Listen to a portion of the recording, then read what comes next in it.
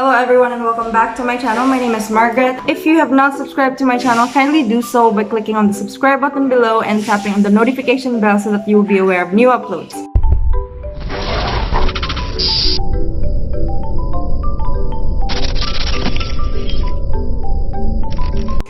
Please disregard all the background noise that you will hear because I'm at home and there are people doing their thing. I will be creating a facial mask. If you have seen my previous videos, I have created mask using aloe vera, using activated charcoal. So today I'll be creating another type of mask which is used to tighten your skin and also freshen it up. What you'll be needing are only two ingredients, which are egg.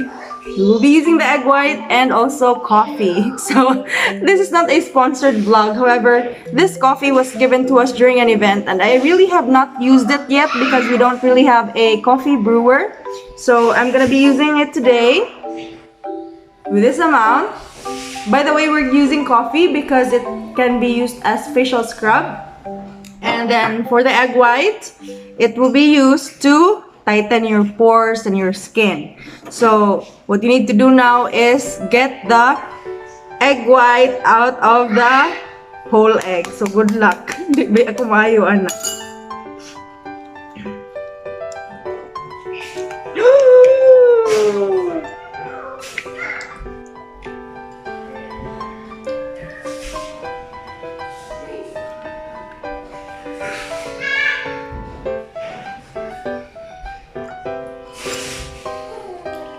I'm doing it well for the first time.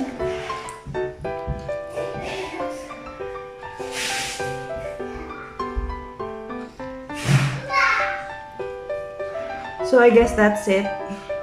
I'm gonna cook the egg yolk later on. So ipadapling sa nato siya. So we only have the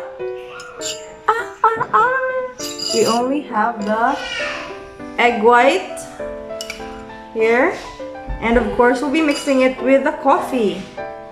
So I think this is around 1 tablespoon of coffee.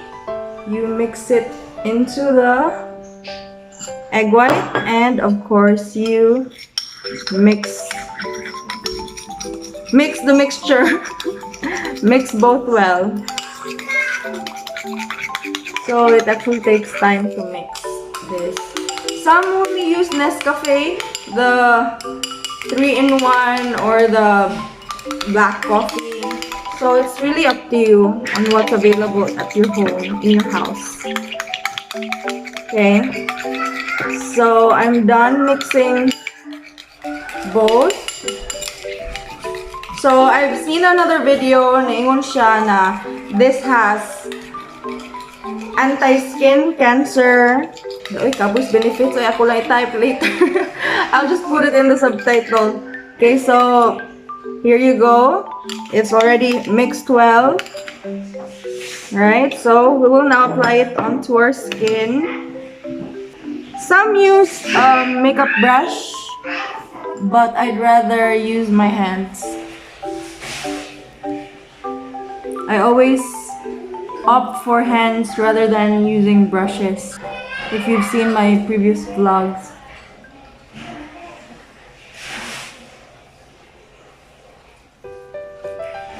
So the good thing about using this type of coffee is that it's a bit rough because dagko pa yung bits and it has not been filtered yet. So nindot ka siya sa pamatig scrub, guys. And of course you need to let it dry later on because your skin needs to absorb whatever mask you're using to experience the best benefits.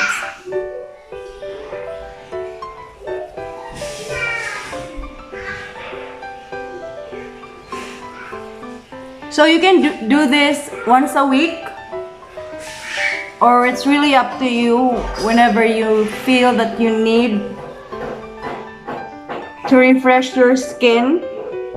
So kung abunda mong itlog o kapis balay, so lahos.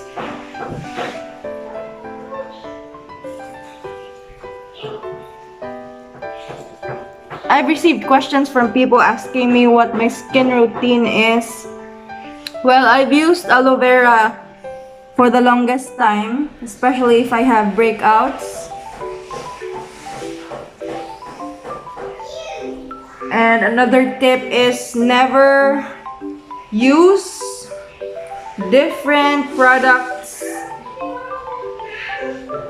on your skin. Just make sure you maintain a brand, maintain a type of product.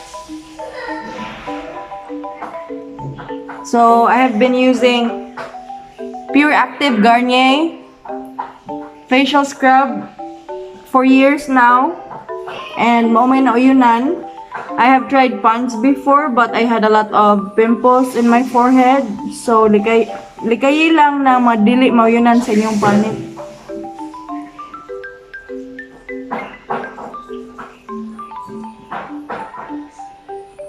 Okay, so after you scrub your face, make sure you let the egg dry as well so that you can experience the tightening effect of the egg mask. After around 15 minutes, then you rinse it off.